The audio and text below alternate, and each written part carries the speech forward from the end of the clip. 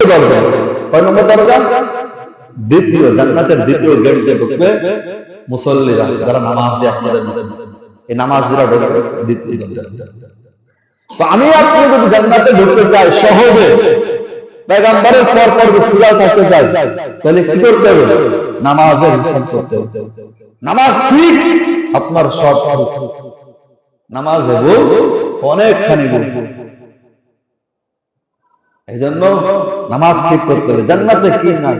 জান্নাতের ভিতরে একটা জান্নাত আছে, জান্নাতুল ফেরদাউস। নাম কি? জান্নাতুল ফেরদাউস। এর বৈশিষ্ট্য তো ভিন্ন, অন্যান্য জান্নাতের তুলনায় এর বৈশিষ্ট্য ভিন্ন। এই জান্নাতের ভিতরে একটা ইট হবে সাদা মতি, সাদা মতি, আরেকটা হবে লাল ইয়াকুতের, আরেকটা হবে সবুজ দামি মূল্যবান পাথরের। এর ইট বালু হবে জাফরান, মেশ, মণি, মুক্তা দ্বারা এর প্রলেপ করা হবে।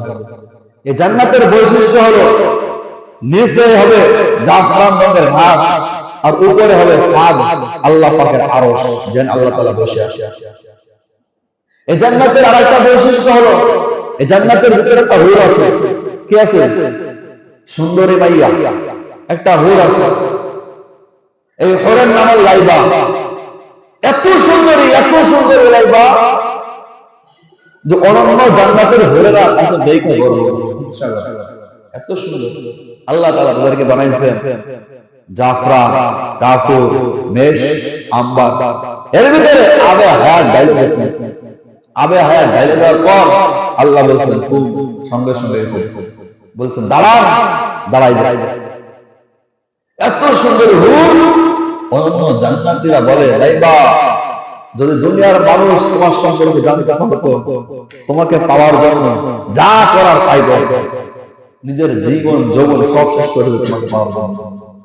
তার গিরবাদেশে এক বড় তার চোখের মাঝখানে লেখা আছে, যদি কোনো ব্যক্তি আমাকে পাইতে চায়, যদি কোনো ব্যক্তি আমাকে হাসিল করতে চায়, তাহলে সে যেন আমি মাওলা কারীম, আমার আল্লাহ, আমার রবের সন্তুষ্টি অর্জন করে আসে, আমার প্রভু, আমার মালিকের গোলামি পরিপূর্ণ করে আসে।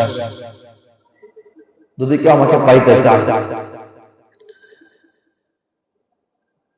আল্লাহ পাক রব্বুল আলামিন জান্নাতের ভিতরে এমন সুন্দর নাজ নিয়ামত রাখছেন। মাতালুল জান্নাতিল লাতী উইদাল মুত্তাকুন, মুত্তাকিদের জন্য আল্লাহ রাখছে 4টি জান্নাত।